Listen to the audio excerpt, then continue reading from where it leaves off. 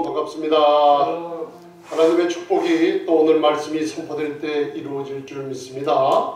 하나님께서는 빌립보서 4장 19절에 약속한 말씀대로 하나님 우리 아버지 되신 그분이 바로 영광 가운데 그분의 풍성한 대로 우리 인간들의 노력에서 얻은 것으로 되지 아니하고 그분의 풍성한 대로 너희 모든 쓸 것을 채우시리라.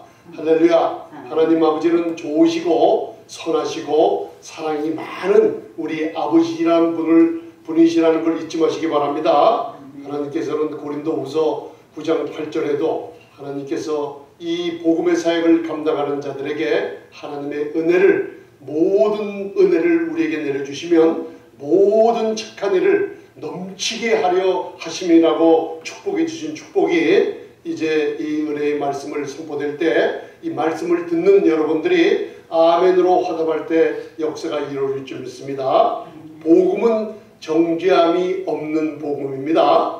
그래서 여러분들 구약에 특별히 이사야서 66장까지 있죠. 작은 66권 성경이라고 하는 이사야서를 보면 40장 9절, 이사야서 52장 7절에 우리가 성경대학에서나 성경공부 시간에 배웠습니다. 이 복음에 대해서 그냥 복음이라고 하는 것은 유앙겔리온, 그리고 구약 유대인적인 이런 선포를 얘기할 때는 유앙겔리제스타이라고 바로 복음을 선포하다는 뜻이에요. 그 뜻이 무엇이냐면 계속 반복되는 구절이 있어요. 아름다운 소식을 전해라. 기쁜 소식을 전해라. 아름다운 소식과 기쁜 소식을 전해드리면 여러분들 아름다워지고 쉽게 얘기하면 기뻐지는 거예요. 할렐루야. 그래서 특별히 이사야서 52장 7절에는 이런 아름다운 소식, 기쁜 소식이 전해지면 무슨 일이 있어요? 평화를 우리 사람들이 복음을 들을 때 얻고 구원을 얻고, 그래서 누가복음 2장 11절에는 이 복음이 큰 기쁨의 그냥 소식이 아니에요. 좋은 소식이라고 전파되고 있어요.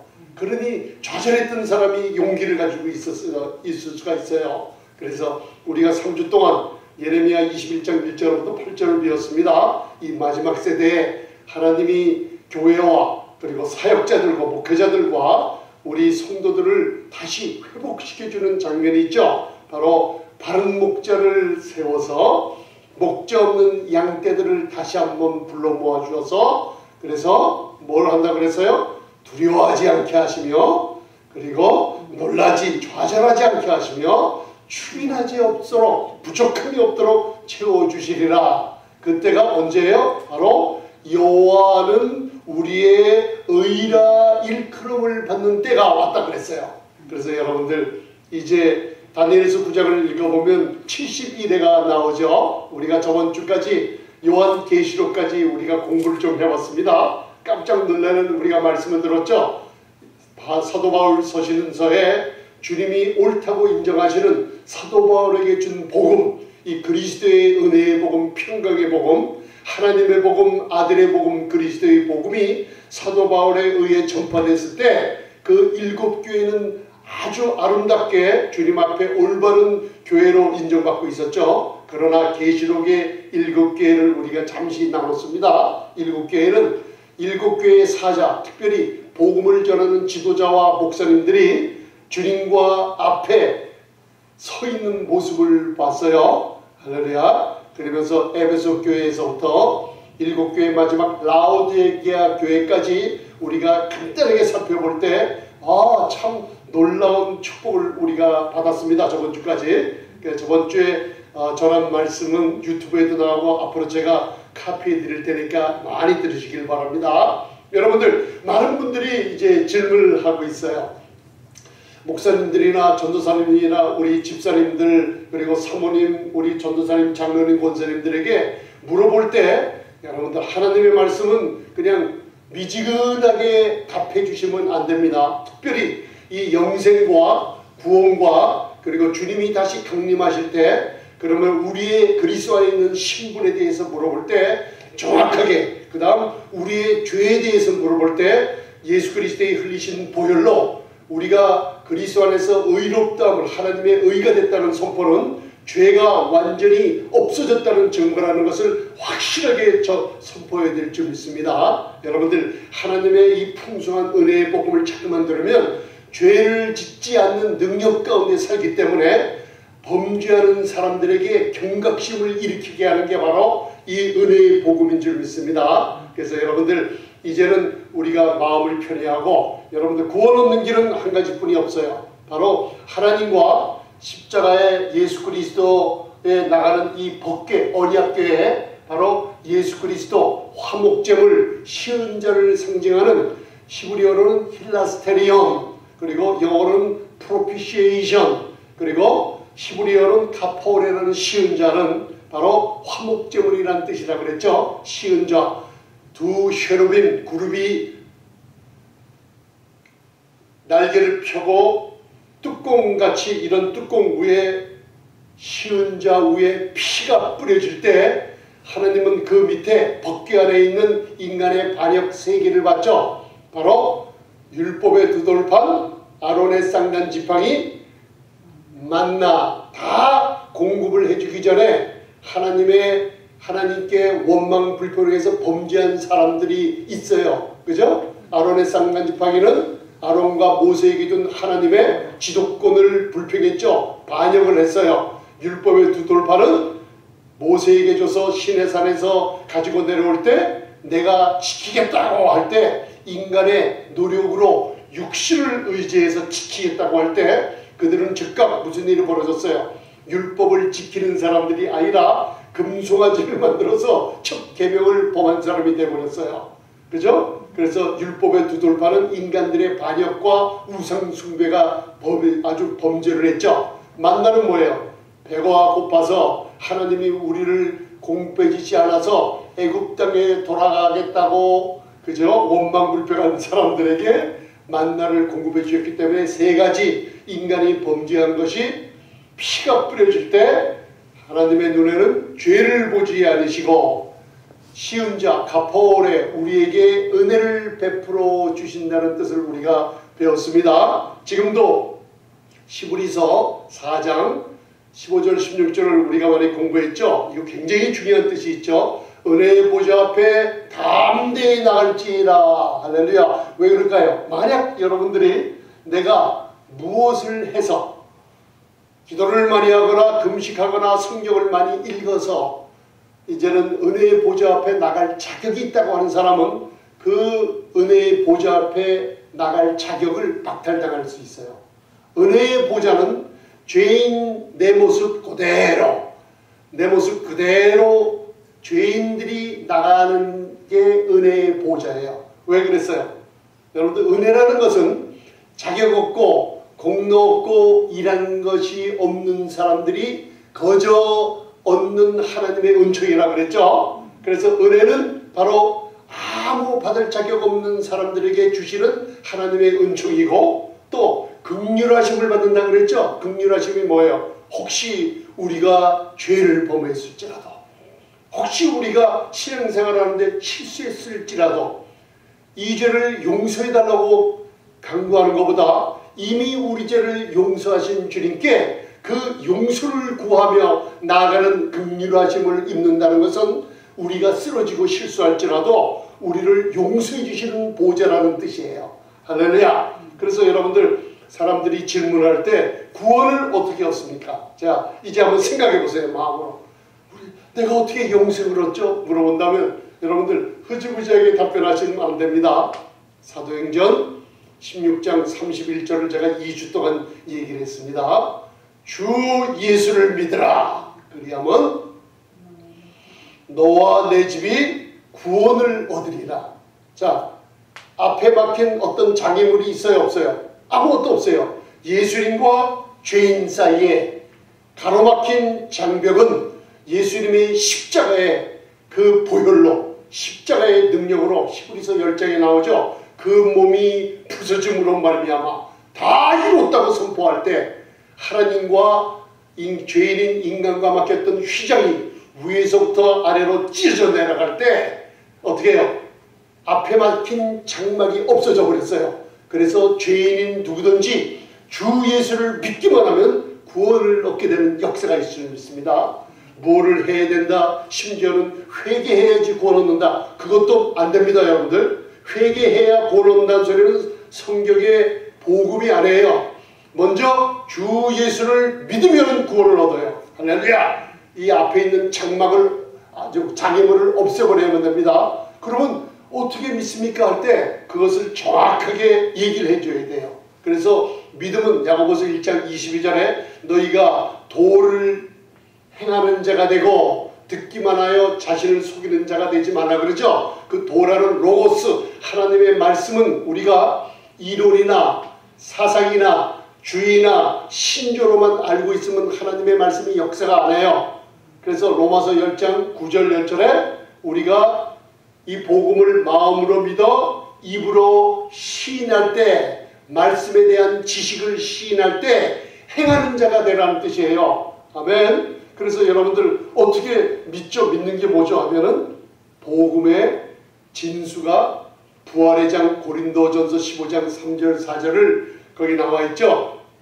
성경대로, 이 진리의 말씀대로, 그죠? 우리 죄를 위하여 그리스도께서 우리 죄를 위하여 죽으셨어요.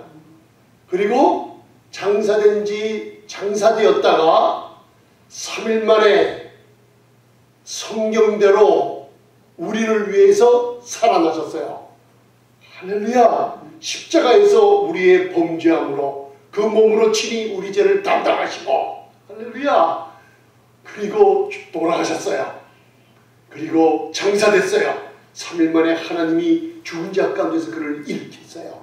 예수님의 보혈이 나의 모든 죄를 일으켰습니다. 지옥과 무덤의 무서운 죽음의 권세를 나를 해방시키셨습니다. 예수님의 십자가의 공로가 나를 하나님의 아들로 인정하셨습니다. 할렐루야. 사탄을 정복하셨습니다. 나는 이제 해방되었습니다. 죄와 사망에서 해방됐네.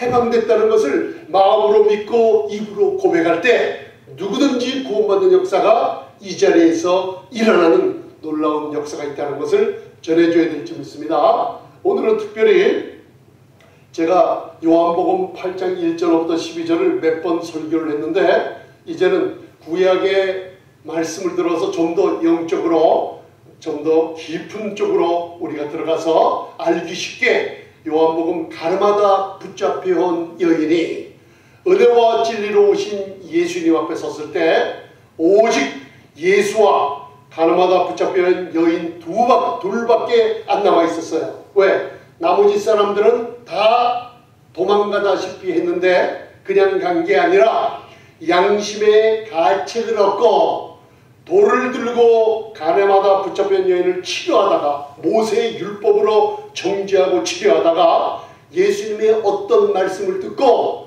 다 돌을 놓고 양심의 가책을 얻어 어른서부터 아이들까지 다 도망가 버렸어요. 그리고 예수와 죄인 중에 나쁜 죄를 저지른 간음 중에 붙잡힌 여인 두 사람뿐이 안 남았어요. 그 뜻이 무엇인가? 복음은 정죄함이 없다는 놀라운 축복의 말씀을 우리가 함께 나누게 됩니다. 그래서 출애굽기 14장과 출애굽기 19장을 제가 잠시 설명해 드리면 바로 그 요한복음 8장을 예전보다 한 걸음 더 깊게 이해할 수가 있는 것을 성령님께서 주실 줄 믿습니다. 기쁜 소식이 전해집니다. 자, 제가 요한복음 8장 1절부터 4절은 제가 안 적어놨어요. 거기 밑에 요한복음 8장 1절부터 4절은 예수님께서 감람산에서 성전으로 들어오시고 성전 청소도 하시고 말씀을 전하시고 다시 감람산에 갔다가 다시 아침에 성전으로 들어오신 장면이에요. 들어오셔서 성전에 앉으셨어요. 자, 보세요. 옛 율법을 상징하는 성전, 거기에 성전의 주인이시요 시내산에서 모세에게 십계명을 친수로 돌판에 써주신 여호와 야훼, 그죠? 전능하신 하나님이신 그분이 성전에 앉으셨다가 할 때는 율법을 어떻게 해요? 율법을 폐기하러 오신 분이 아니라 우리가 마태복음 산상수훈 배울 때 마태복음 5장 17절을 배웠습니다. 우리가 은혜 아래에 있다는 것은 율법을 대적하며 율법을 무시하고 율법을 폐기 처분하는 사람이 아닙니다. 우리들은 로마서 3장 31절 의롭다 하심을 믿음으로 말미암아 얻은 사람들은 율법을 폐하는 사람들이 아니요 율법을 대적하는 사람들이 아니요 예수님께서 율법을 완전케 하셨기 때문에 율법을 굳게 세우며 완전케 하신 예수님이 예를 들면 페이먼트를 다 하셨어요. 율법의 저주에서 우리를 속량하시려고. 우리는 죄 가운데 율법의 저주로 말미암아 죽어야 되는데 예수님이 완전케 하셨다는 뜻은 모든 페이먼트를 다 페이업 다 지불해버렸어요. 그랬으니 우리는 율법에 대한 모든 순종하고 율법에 대한 의무를 어떻게 해요? 지키지 말고 페이먼트를 할 필요 없이 이제는 율법을 온전케 하신 주님께 영광을 돌리며 믿음으로 율법을 굳게 하는 놀라운 하나님의 아들이 됐다는 걸 잊지 마시기 바랍니다. 그래서 예수님께서 성전에 앉아 있을 때는 바로 은혜가 쉬운 자가 율법을 어떻게 해요? 은혜는 율법보다 높이 있다는 얘기가 돼요. 할렐루야. 쉬운 자이신 그분이 예수 그리스도의 십자가의 공로를 상징하죠. 그분이 옛 성전 율법 위에 앉아버렸다는 얘기예요. 그 뜻이 이해가 가시죠? 그래서 사람들을 가르칠 때 모세의 율법을 지키겠다고 1500년 동안 지켜온 서기관과 바리새인들이 간음은 남자 여자 두 사람이 하는데 남자는 없어져 버리고 가늠직에 붙잡힌 여자만 데리고 왔어요. 그래서 그 사람들이 예수님께 묻는 방법이에요. 여기 가늠하다 현장에서 붙잡힌 여인을 데려왔다 그래요. 그런데 은혜와 진리로 오신 율법의 주인이신 큰 예수님의 영광 하늘 보호자에 계신 하나님이신 그분이 내려왔다는 것을 그들은 몰라요. 그래서 예수님에게 바로 고소할 조건을 얻고자 이제는 시험을 하고자 바로 전능하신 하나님이 하나님의 아들이라 그러고 그리고 성전을 헐어라 내가 사흘 만에 다시 지어보겠다는 이런 하나님을 메시아이신 그분을 무시하며 고소하며 시험하려 그 여인을 데려왔던 거예요. 그때 그 밑에 보면 요한복음 8장 5절이 적혀 있어요. 그걸 한번 봉독하시겠습니다. 왜냐하면 제가 이렇게 쉽게 설명해 놓으면 그 말씀이 이해가 깨달음이 빨리 옵니다. 자, 그들이 하는 얘기예요. 예수님께 요한복음 8장 5절 시작. 모세는 율법에 이러한 여자를 돌로 치라 명하였거니와 선생은 어떻게 말하겠나이까. 아멘. 자, 십계명 기억하시죠? 간음하지 말라. 십계명은 뭐예요? 뭐하지 말라. 그러나 인간들이 지킬 수 없기 때문에 하나님은 번제단을 만들어 어린 양의 피를 흘릴 때마다 지키지 못하는 사람들을 긍휼히 여기는 장면이 출애굽기 20장에 있다는 걸 우리가 배웠습니다. 모세의 율법에는 이런 가늠죽에 붙잡힌 여인을 돌로 치라 명하였죠. 죽이라는 얘기예요. 선생은 어떻게 하겠나이까 물으러 왔어요. 자, 이들이 고소할 조건을 찾고 예수님을 죽이려는 의도를 가지고 시험하러 온 자들이에요. 이 마음에 두시기 바랍니다. 자, 그러면 여기서 우리가 알아야 될 건 뭐냐면 이 사람들이 이 율법을 지키려 하는 또 현대 사람들이 또 있어요. 이런 사람들을 또 비유한 뜻도 여기 들어 있습니다. 예수님을 메시아로 알아보지 못한 사람들이 장님이에요. 귀머거리라고 그랬어요. 그런데 이 사람들이 돌로 치라 명하였거늘 어떻게 하겠나이까. 은혜와 진리로 오신 분은 예수 그리스도, 그분이 사복음서에 이 땅에 내려오셨을 때 세리와 죄인들과 창기들의 친구라 그랬어요. 병들 걸리고 그리고 모든 귀신 들리고 모든 사람들이 예수님께 찾아온 사람들은 다 고침을 받았다고 그랬어요. 하나님의 사랑이 나타났고 놀라운 주의 영광의 은혜가 나타났을 때 사람들이 치유받고 마음의 평강을 찾고 소경이 눈을 뜨며 문둥이가 치유받는 것을 알 수가 있어요. 그런데 그 사랑이 많으신 분이 만약에 모세의 율법을 가지고 돌로 치면은 이 사람이 행한 것은 거짓말이라 고소를 하고 또 치지 말라고 하면 모세의 율법을 어겼다 하면서 또 이 예수님을 고소해서 죽일 이런 나쁜 마음을 품고 온 거예요. 그럼 무엇입니까? 저와 여러분들은 이제 마음에 바로 예수님이 율법의 주인이시라는 것을 마음에 두세요.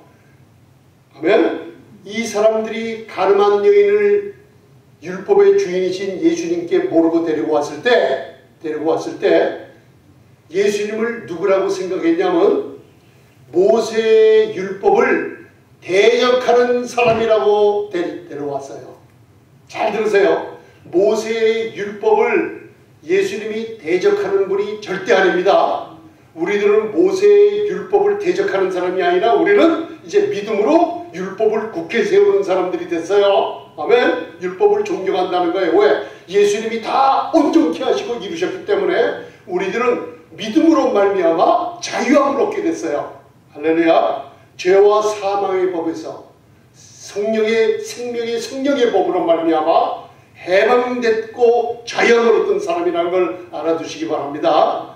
그래서 예수님은 이제 그렇게 율법은 모세의 율법은 이 가늠한 여인을 돌로 치란 병하였거늘 선생은 어떻게 하시나이까 했을 때 정죄가 들어왔죠. 자, 잘 보세요.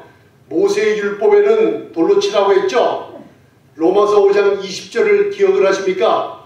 율법이 가입한 것은 범죄를 더하게 하려 함이라. 그죠? 율법은 만약에 우리가 율법이 왜 필요해요?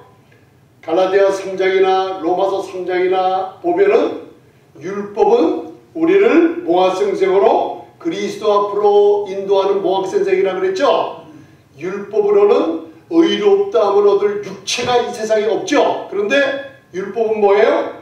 죄를 깨닫게 하려 함이라고 로마서 3장 20절은 얘기하고 있어요.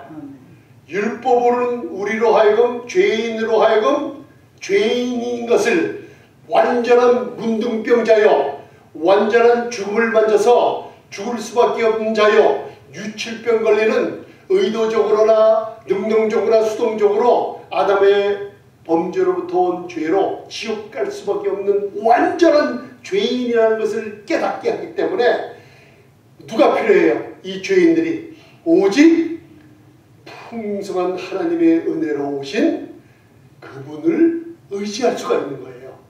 그래서 율법은 그리스도를 우리 구세주를 만나게 하는 놀라운 인도자 모학선생이 된다고 그랬어요.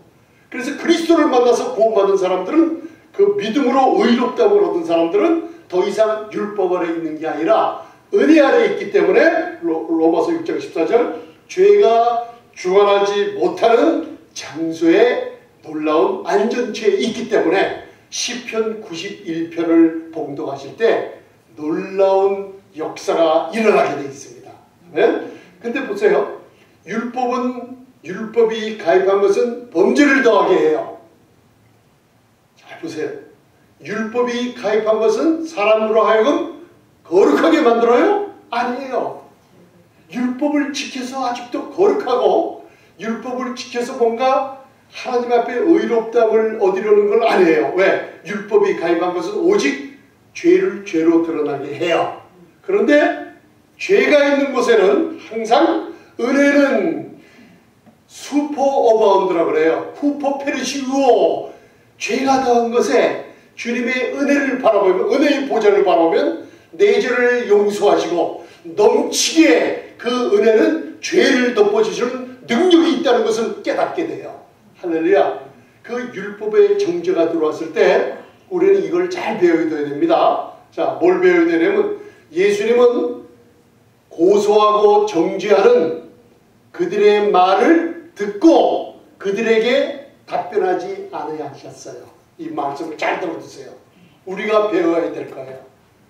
여러분들 부부싸움을 하거나 사회생활을 하거나 우리가 가정에서나 친구들에서나 학생들은 학교에 가서 어울리는 그룹이 있어요. 그죠? 거기서 누군가 여러분들을 정죄하고 욕하고 수치스럽게 만들 때 그 사람의 얼굴을 쳐다보지도 말고 그 사람의 말을 귀로 듣지도 마세요.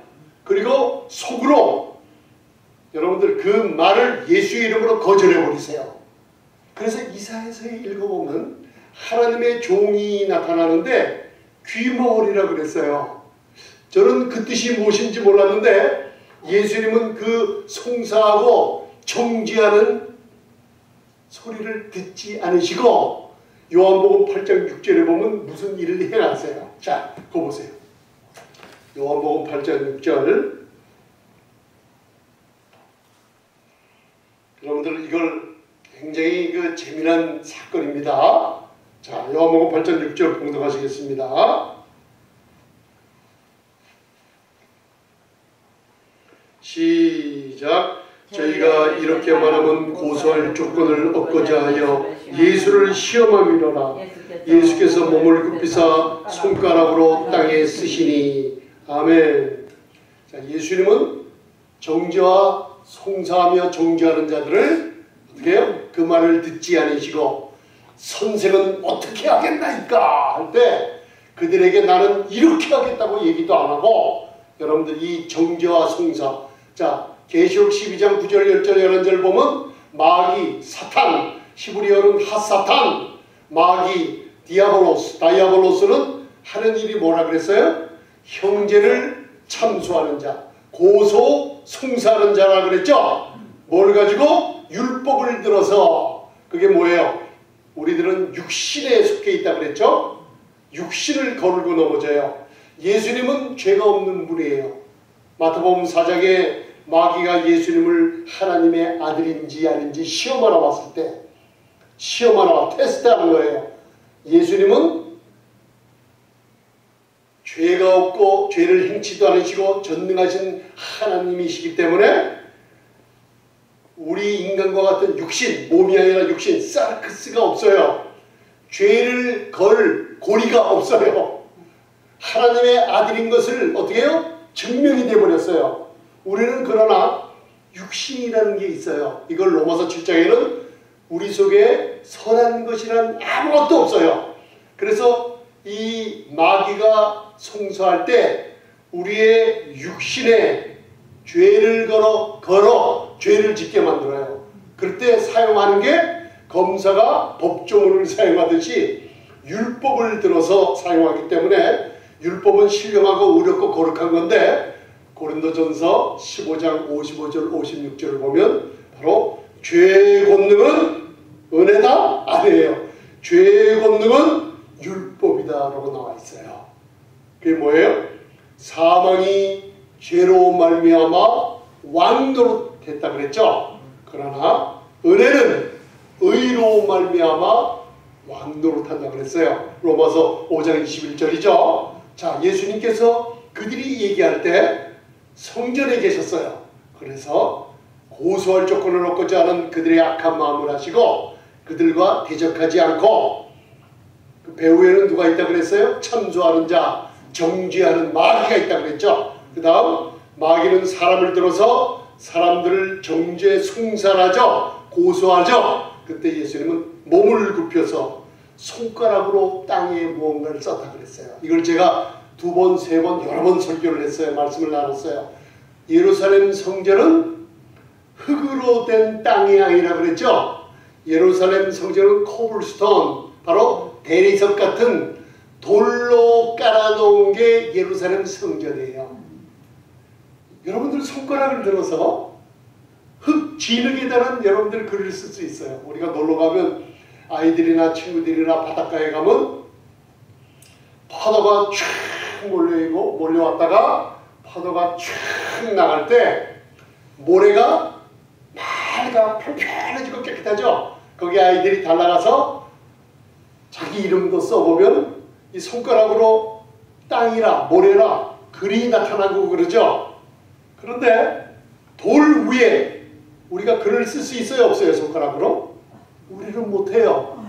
그런데 예수님께서 예루살렘 돌로 깔아놓은 예루살렘에 몸을 굽혀서 뭘 썼다 그랬어요. 이게 무슨 뜻이에요? 출애굽기 32장에 보면은 시내산에서 40주야를 첫 10계명의 두 돌판, 율법의 두 돌판을 받을 때 하나님이 친수로 돌판 위에다가 친수로 10계명을 기록하셨다고 그랬어요. 아멘? 그 율법의 주인이신 그분이 나타날 때 출애굽기 19장서부터 32장을 읽어보면은 여러분들 사람들이 율법을 지키겠다고 10계명도 주기 전에 내가 행하리라고 할 때 선하고 인자하신 하나님의 모습은 없어지고 갑자기 시내산에 아무도 발 한 번 들어오지 못하도록 불붙는 시내산 화염과 흑음과 흑암이 있고 가까이 다가오는 자는 모두 다 살로 돌로 쳐서 죽임을 당하는 무서운 불붙는 산으로 바뀌었다는 걸 알 수가 있어요. 여러분들 우리가 모세라는 영화, 십계명이라는 영화를 보면 그 불붙는 산 위에 하나님 여호와이신 하나님께서 모세에게 친수로 십계명의 두 돌판에 십계명을 써줄 때 여러분들 그 장면을 기억나세요? 불덩어리가 확 나타나면서 모세야 하면서 그냥 우르르르 천둥이 치며 뜨거운 불이 화염이 붙는 산 위에 우르르 치며 번개 같은 불이 그 돌판을 뚫어서 십계명을 써주는 모습을 볼 수 있어요. 그만큼 하나님의 율법의 영광, 그 뜨거움의 불, 인간들이 지키겠다고 나섰을 때 하나님의 태도가 변한 걸 여러분들이 알 수가 있어요. 여러분들 그 시내산에서 계시던 주님, 시내산에서 이스라엘 백성들이 여호와 우리의 아도나이라고 부르신 그 전능하신 하나님이 나타나신 거예요. 그래서 그 율법의 주인이신 분이 돌바닥으로 만들어진 예루살렘 성전 땅을 손으로 쓰셨다는 건 뭐예요? 그 사람들에게 깨달음을 주는 거예요. 내가 바로 모세에게 십계명을 써준 바로 너희의 하나님이시라는 것을 나타내 주었을 때 그때 무슨 일이 있었을까요? 율법을 자랑하라고 온 자들에게 어떻게 뜨거운 하나님의 율법의 영광이 여러분들 그들에게 일었을 때 마음에 양심에 율법으로 사람을 정죄하는 그들의 마음에 율법의 주인이신 그분이 돌 손가락으로 돌 위에 율법의 주인이라는 십계명을 썼을 때 그들이 정죄하던 그들이 도리어 양심의 고통을 받고 가책을 얻게 된 거예요. 이해가 가십니까 여러분들? 그들이 어떻게 했어요? 시내산에 하나님이 불붙고 흑음과 흑암이 있고 히브리서 12장을 보면 모세도 너무나 무서워서 가까이 가지 못할 정도로 무서워했다는 그 시내산의 하나님의 영광이 율법을 지키겠다고 하며 율법의 주인이신 예수님을 시험하러 온 사람들을 어떻게 해요? 뜨거운 그 영광으로 그들을 대해버렸던 거예요. 놀라운 이상한 현상들이 벌어졌어요. 그죠?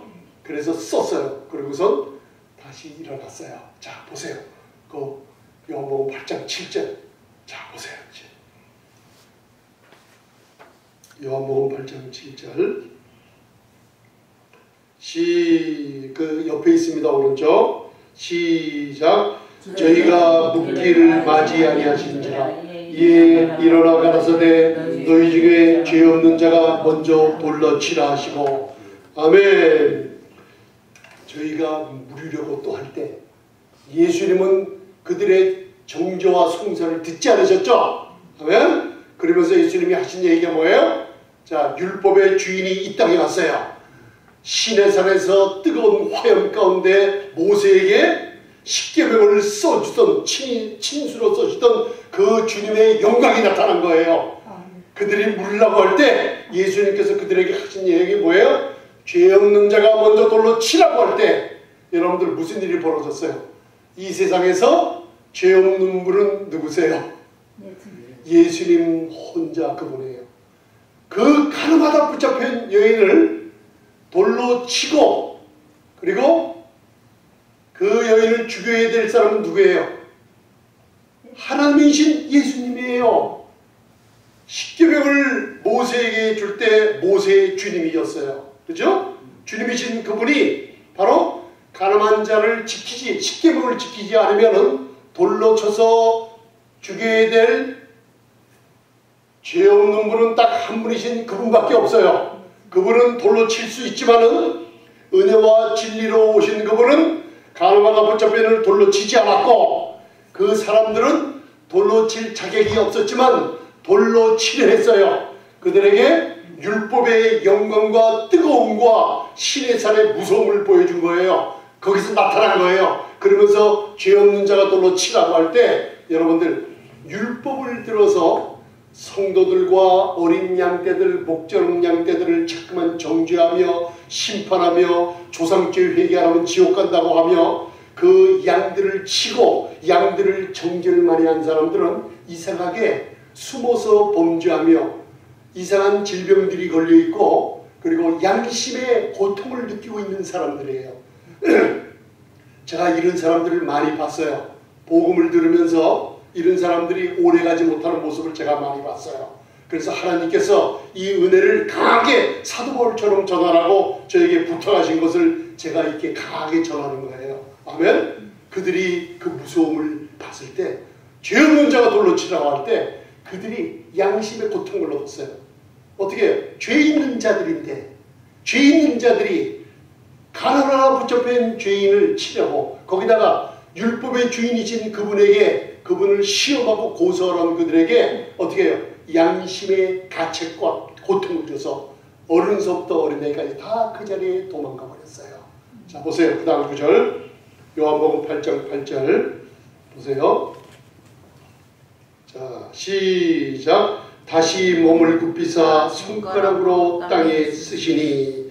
요한복음 8장 9절이 그 밑에 있습니다. 시작. 저희가 이 말씀을 듣고 양심의 가책을 받아 어른으로 시작하여 젊은이까지 하나씩 하나씩 나가고 오직 예수와 그 가운데 섰는 여자만 남았더라. 아멘. 오직 누가 나왔어요? 그 여자와 예수님, 구세주로 오신 그분만 남았어요. 다른 사람들은 뭐예요? 고소하고 정죄하는 자들은 어떻게 했어요? 그 자리에 있어요? 없어요? 그 자리에 없어요. 여러분들 이걸 잘 보세요. 은혜의 복음을 전파하는데 방해하거나 이 말씀을 듣지 않는다고 은혜가 중단되거나 은혜를 전하는 사람이 멈춰서는 것이 아닙니다.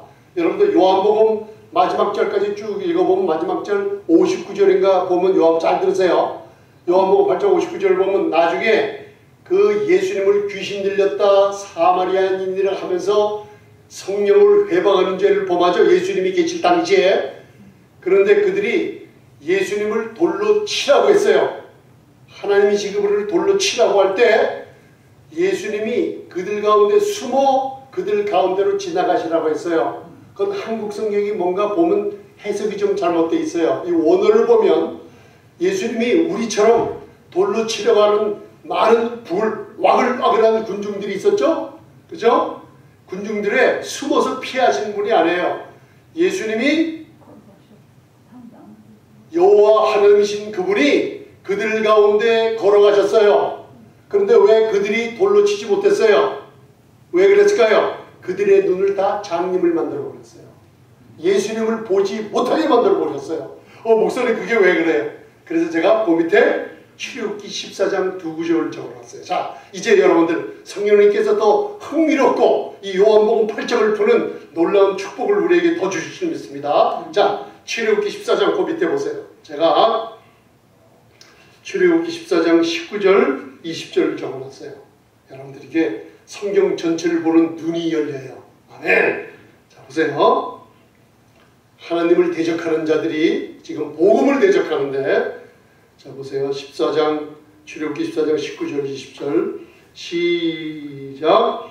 이스라엘 진 앞에서 행하던 하나님의 사자가 옮겨 그 뒤로 행하매 구름 기둥도 앞에서 그 뒤로 옮겨 애굽진과 이스라엘 진 사이에 이르러서니 저편은 구름과 흑암이 있고 이편은 밤이 광명함으로 밤새도록 저편이 이편에 가까이 못하였더라. 아멘. 자, 이게 무슨 뜻이에요? 밤새도록 어두운 흑암에 있던 사람들이 광명한 빛 가운데 있는 사람들을 가까이 하지 못했어요. 오늘 요한복음 8장 12절 마지막 절 먼저 보세요. 그 밑에. 자, 보세요. 이제 그 11절은 제가 조금 이따 설명드릴게요. 그 12절만 보세요. 요한복음 8장 12절. 시작. 예수께서 또 일러 가라사대 나는 세상의 빛이니 나를 따르는 자는 어둠에 다니지 아니하고 생명의 빛을 얻으리라. 자, 그 위에 11절 그리고 봉독하시겠습니다. 자, 출애굽기 14장을 깨닫는 놀라운 축복이에요. 11절 시작. 대답하되 주여 없나이다. 예수께서 가라사대 나도 너를 정죄하지 아니하노니 가서 다시는 죄를 범치 말라 하시니라. 아멘. 여기에 많은 사람들이 그냥 지나치는 복음의 핵심이 들어있어요. 아멘.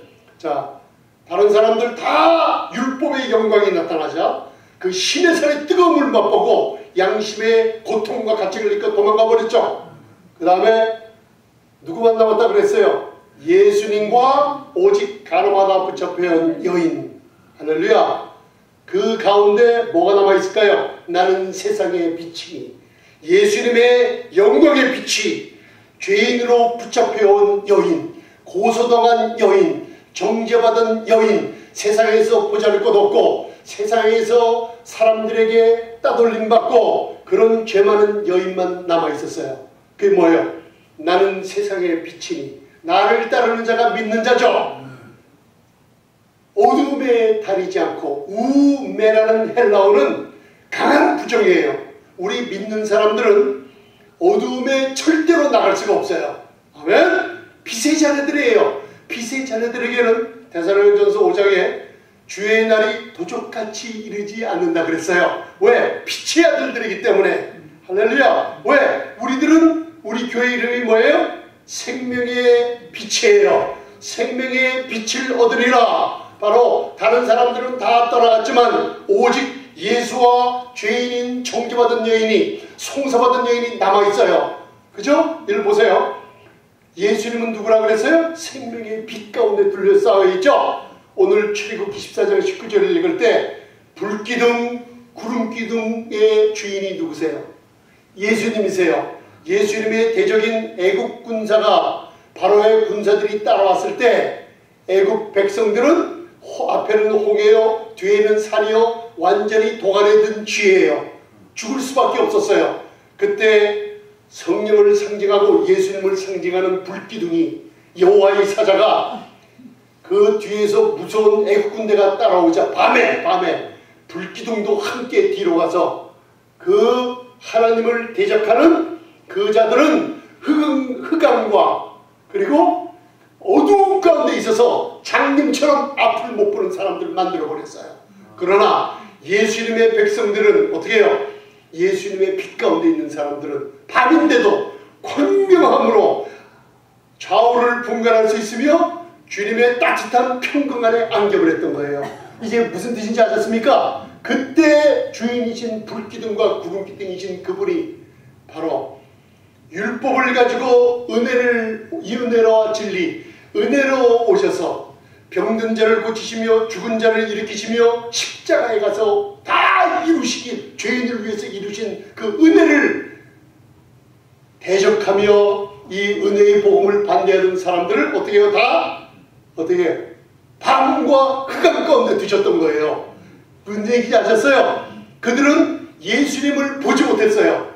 그래서 그들이 돌로 치러 갈 때 요한복음 8장 59절 마지막 절에 예수님이 숨어 나가신 게 아니라 영광의 빛이 나갈 때 어둠 가운데 있는 그들이 예수님을 보지 못했던 거예요. 이해가 가십니까 여러분들? 그래서 사복음서를 잘 읽어보면 군사들이, 당국에서 바리새인들이 군사들을 보내어 예수님을 때려서 잡아오려고 했지만 예수님은 빛 가운데 있는 영광의 하나님이시라 어떻게 해요? 그들이 손대려고 할 때 가까이 하지 못했어요. 무슨 얘기인지 아셨죠? 이 예수님이 전능하신 하나님 야훼, 예슈아라는 걸 저번 주에 우리가 배웠죠? 야훼라는 이름, 여호와라는 이름 배웠습니다. 아멘? 이해가 가십니까? 그래서 예수님께서 오직 누구만은 예수님을 볼 수 있었어요. 빛 가운데 거하는 누구예요? 죄인인 그 여자만. 그 여인도 도망갈 수가 있었어요. 예수님은 우리들은 복음 전할 때 너 가지 마라. 복음을 들어야 산다. 우리는 그렇게 할 필요가 없어요. 하나님이 우리에게 주신 기쁜 소식과 아름다운 소식을 복음으로 전하면 복음을 듣는 사람들이 하나님이 나를 이렇게 사랑하시는구나. 하나님이 그 아들을 아끼지 아니하시고 나를 위해 주셨구나. 나는 가늠했고 나는 범죄했을지라도 이 큰 은혜를 내가 어찌 그분을 떠나랴. 그분이 나를 이렇게 사랑하는구나. 그것을 깨달은 여인은, 여러분들 빛 가운데 거하는 그 여인은 예수님의 영광만 바라봤어요. 오직 그 죄인인 영광, 죄인인 그 여인이 예수님만 바라보게 됐어요. 예수님과 그 여인이 함께 있어요. 그때 예수님께서, 잘 들으세요. 여자여, 너를 송사하던 자들이 어디 있느냐?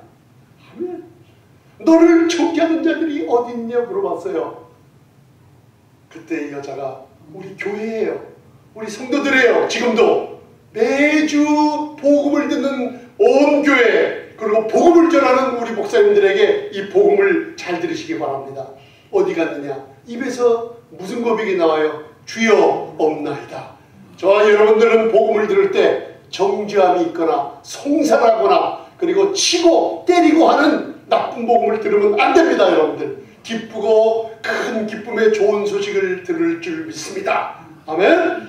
너를 송사하는 자 없습니다. 그러니까 예수님이 무슨 얘기예요? 복음이 뭐예요? 나도 너를 정죄하지 아니하노니. 오늘 많은 세대 가운데 많은 사람들이 복음을 여러분들 전하는 사람들이 욥의 세 친구처럼 어려움 가운데 있는 사람들을 찾아가서 욥기 16장 1절을 보면 욥이 그 세 친구 엘리바스, 빌닷 그리고 소발이라는 세 친구가 찾아갔을 때 그들에게 한 말이 뭐예요? 욥기 16장 1절에 너희들은 나를 위로하려고 온 것 같은데 나를 번뇌케 하는구나. 너희들의 정죄함으로 나를 더 깨트리고 죽이는구나 하고 있어요. 왜? 율법을 들어서 인간의 전통과 경험을 들어서 위로자로 찾아갔던 그들이 복음을 전하는 사람들이 위로자가 되지 않고 어떻게 해요? 사람들을 정죄하고 송사하기 때문이에요. 모세의 율법을 듣고 이 좋은 아름다운 소식을 들으면서 여러분들 마음의 수치를 느끼거나 하나님과 하나님에 대해서 사랑을 많이 느끼고 공급해 주신 하나님의 차단하는 마음을 느끼거나 그때는 그 자리에서 일어나서 떠나야만 됩니다. 왜? 여러분들 정죄는 여러분들을 병들게 하고 가정을 깨트리고 여러분들의 모든 관계를 다 깨트리고 마는 게 정죄예요. 그래서 사회 심리학가나 심리학자나 정신치료자들이 하는 얘기가 뭐예요? 죄의식을 갖는 사람들이 끊임없이 죄의 사이클이라는 게 있어요. 끊임없이 범죄하고 죄의식을 느끼고 자기가 뭔가 해보면 이 죄를 짓지 않는다고 하면서 뭔가 열심히 하려다가 도리어 더 죄를 짓고 또 정죄와 죄의식을 또 가지면 또 죄를 범하는 순환이 계속된다 그래요. 그런데 이 악의 고리를 풀어줄 사람은 누구예요? 예수님뿐이 없다는 걸 알아두시기 바랍니다. 복음을 전할 때 그래서 이 영적인 전쟁이라고 그랬어요. 고린도후서 10장 5절 6절을 배웠죠. 여러분들 로마서 5장 19절을 보면 한 사람의 범죄, 아담의 범죄로 모든 온 인류가 어떻게 해요? 죄인이 되어버렸어요. 그러나 한 사람의 예수 그리스도의 순종으로 인하여 한 사람의 십자가의 순종으로 인하여 많은 사람이 의인이 된다고 그랬어요. 우리의 마음과 눈은 우리 마음의 중간, 교회의 중간, 십자가 중간, 두려워 떠는 제자들 중간에 서신 예수님을 바라봐야만 될 줄 믿습니다. 사탄은 자꾸만 우리를 바라보게 해서 내 육신의 약함을 통해서 우리를 쓰러뜨려요. 내가 뭘 하려고 그래요. 내가 뭔가 속죄제물은 예수님께서 이미 단번에 드리시고 끝났는데 뭘 열심히 해서 교회 봉사를 열심히 하면 내가 죄진기에 사함받을 줄 알고 뭔가 열심히 하면 죄의식이 없어질 줄 알았는데 안 돼요. 오직 영적 전쟁에서 어떻게 해요? 모든 생각을 사로잡아 우리가 내 나 자신을 쳐다보지 말고 십자가에서 완전히 순종하신 예수 그리스도께 우리의 시선을 집중하면 그 예수님은 우리의 죄의식을 끊어주며 그러므로 이제 그리스도 예수 안에 있는 자에게는 결코 정죄함이 없나니 이는 생명의 성령의 법이 죄와 사망의 법에서 우리를 해방하였느니라는 말씀이 예수님만이 우리의 모든 죄의 사슬을 죄의식을 끊어주는 놀라운 구세주라는 것을 마음에 믿으시기 바랍니다. 할렐루야. 아멘. 제가 이번 주일날 3일 전에 우리 사모님이 저한테 SNS를 보내줬어요. 그래서 제가 너무나 감동을 받아서 그 SNS 소식을 들을 때 이 글을 읽을 때 요한복음 8장이 떠오르더라고요. 그리고 글을 보내준 사람도 요한복음 8장을 갖다가 인용을 했어요. 그래서 제가 여기다 적어왔어요. 여러분들 이 세상에 예수를 믿지 아니한 사람들도 정죄함이 없다는 이 말을 들을 때 나는 너를 사랑한다. 너는 혼자 능히 일어날 수 있어. 너는 하나님이 사랑하는 자야. 아빠가 엄마가 널 사랑한다는 소식을 들을 때 살아나는 일들이 있어요. 근데 왜 세상에서 그렇게 핍박과 수치와 정죄와 죄의식 가운데 중독에 빠져서 못 헤어나는 사람들이 교회에 오면은 왜 교회에 와서 좋고 기쁘고 아름다운 소식을 들어야 되는데 왜 그렇게 여러분들 어떠한 정죄하고 치고 수치스러운 모욕을 느끼는 복음을 들어야 되는지 좀 모르겠어요. 그래서 제가 여기다 적어왔어요. 잠시 들어주시기 바랍니다. 서울 서초동 소년법정에 일어난 사건이에요. 서울 도심에서 오토바이를 훔쳤어요. 그리고 친구들을 폭행하고 그리고 훔쳐 달아나다가 구속된 어린 소녀가 잡혀와 있었어요. 그 소녀가 법정에서 그 어머니가 바라보는 가운데 법정에서 형벌을 판결을 기다리며 떠는 마음으로 앉아있을 때 뒤에서 어떤 중년 부장 판사가 자리에 나왔어요. 여러분들 법정에 재판관이 나오면은 우리 미국 법정을 가면 경찰관이 모두 다 일어서라 그러죠. 그래서 그 재판관한테 예의를 치르고 재판관이 앉으면 다 앉으라 그래요. 그런 식이에요. 그 재판 중년 여성이에요. 여성이 나왔을 때 그 여인에게 그 달달달 떨고 있는 범죄에서 잡혀온 그 소녀에게 하는 얘기가 있어요. 이제 중년 여성 부장판사가 들어와서 무서운 처벌과 그 예상한 잔뜩 움츠린 소녀에게 나직히 다정한 목소리로 앉은 자리에서 일어나 날 따라 한번 외쳐보렴. 그럴 때 그 떨고 있던 그 소녀가 예상치 못하는 이런 얘기에 두려움에 있었어요. 그때 나를 따라 말해라. 나는 세상에서 조금씩 하니까 그 부장판사가 큰 소리로 따라해라 그랬어요. 그래서 따라해라. 나는 세상에서 두려울 것이 없다. 나는 이 세상에서 혼자가 아니다. 나는 무엇인지 할 수 있다고 크게 외쳐라 할 때 이 어린 소녀가 나는 이 세상에서 혼자가 아니라는 이것을 외칠 때 눈물이 흘러나더래요. 부장판사도 눈시울이 뜨거워지고 방청객에서도 사람들이 많이 울었다 그래요. 이 모습을 듣고.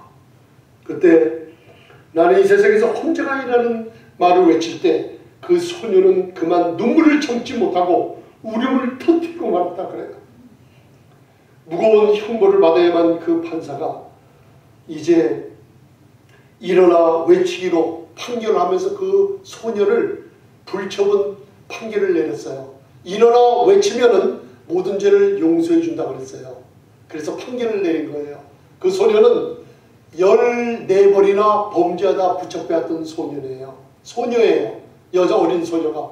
왜 그러냐면 그 부장판사가 설명을 해주는데 이 어린 소녀는 가난한 집안에서 어머니 밑에서 자란 아이인데 학교에서 성적이 그냥 너무나 좋고 열심히 우등생이고 열심히 학생 생활을 하면서 그리고 꿈은 간호사가 되는 꿈을 꾸고 있었는데 어느 날 남자들에게 집단 폭행을 당하며 자기의 인생을 송두리째 빼앗기고 말았다 그래요.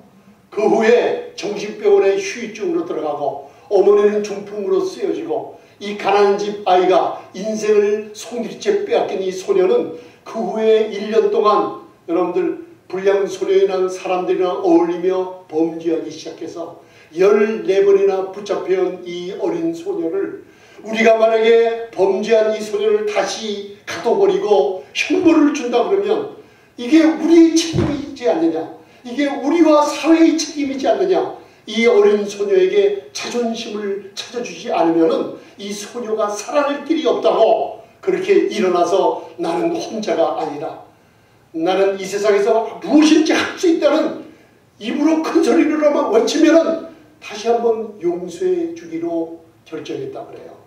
여러분들 이 부장판사 이름까지 정하겠더라고요. 이 말씀을 들을 때 부장판사가 그 앞으로 소녀를 불러내서 소녀에게 손을 대며 이제 너는 혼자가 아니고 세상에서 아무 두려움이 없다는 것을 말하며 담대하게 살기를 바란다고. 앞에 많은 법정이 있기 때문에 내가 내려가서 너를 껴안아주고 너를 좀 이렇게 껴안아주고 위로하고 싶지만은 나는 이 자리에 서 있는 판사라 내려가지 못하니 미안하구나. 이제는 너는 두려움이 없이 혼자가 아니고 이제는 나도 살 수 있다는 그런 용기를 갖고 살라고 할 때 방청석은 눈물의 바다가 되고 저도 이 글을 읽으면서 얼마나 눈물을 흘렸는지 몰라요. 여러분들 그 판사는 이 세상에서도 이러한 축복이 있는데 여러분들 이 세상에서도 이렇게 용서함이 있어요. 사람들을 감동을 주는 바로 정죄함과 고소를 당하던 어린 소녀가 살아났지 않습니까? 이 정죄함이 없는 은혜의 복음은 담대하게 전해드릴 줄 믿습니다. 제가 아까 기도할 때 로마서 8장 30절부터 35절을 외쳤어요. 여러분들 하나님은 얼마나 더 사랑이 많으세요. 자기 아들을 아끼지 아니하시고 우리를 위해 포기해 버리셨어요. 잠언 8장에 보면 하나님은 오직 한 분만 사랑하셨어요. 아들을 사랑하시고 아들을 기뻐하시고 천지창조에 그리고 세상을 창조하기 전에도 그 아들과 함께 기뻐하며 지냈는데 그 아들을 포기하셨을 때는 그분의 사랑이 우리에게 세상을 이처럼 사랑하사 독생자를 주셨으니 누구든지 저를 믿는 자마다 멸망치 않고 영생을 얻게 하려 합니다. 여러분들 이 놀라운 복음이 우리에게 전해졌지 않습니까? 여러분들 하나님이 저와 여러분들을 위하시면 누가 우리를 대적하리요? 할렐루야. 우리를 택하신 자들을 누가 송사하리요? 죽었다가 다시 살아나신 분이니 하나님 보좌 우편에 앉아서 지금도 대제사장으로 우리를 위해 간구하시는 분이 계시고 계시다 그랬어요. 그러므로 의롭다 하시는 분은 하나님이신데 여러분들 판사가 그 소녀를 용서해 줬을 때 의롭다함을 얻은 소녀는 자신있게 자존감을 찾으며 얼마나 당당하게 사회에서 모범생으로 살아가겠어요. 이 복음을 듣고 수치에 있는 사람을 버리시기 바랍니다. 모욕과 정죄함이 받는 것 다시는 우리에게 이르지 않는다는 것은 대제사장이신 우리의 구세주 예수님이 하늘 보좌에 계시다는 걸 잊지 마세요. 누가 여러분들을 대적하겠어요? 없어요. 누가 송사할 자가 있습니까? 없어요. 누가 우리를 정죄하리요? 없어요. 왜? 우리는 그리스도 안에서 그분의 피로 의롭다함을 얻은 자들이에요. 이 복음이 전파될 줄 믿습니다. 아름다운 소식, 기쁜 소식, 기쁨의 좋은 소식을 이 복음으로 전할 때 죽어가는 사람들이 살아나며 가정이 하나가 되며 결혼생활이 파탄이 이르지 않고 행복한 결혼생활, 건강한 생활, 하나님의 놀라운 축복을 받아 누리는 귀한 교회 목사님들이 되어야 될 줄 믿습니다. 기도하시겠습니다. 전능하신 주님 감사합니다. 정죄를 받거나 송사함이 있을지라도 이제는 더 이상 없습니다. 예수님의 십자가의 보혈은 하나님께서 우리를 이처럼 사랑하사 아들을 보내셨어요. 그분의 십자가에서 다 이루신 피를 흘리시며 공로가 내 죄는 없어지고 하나님이 죽은 자 가운데서 3일 만에 그분을 부활시킬 때 내 죄는 깨끗이 없어졌고 나는 주님을 믿을 때 의롭다함을 얻었다는 걸 입으로 고백하시기 바랍니다.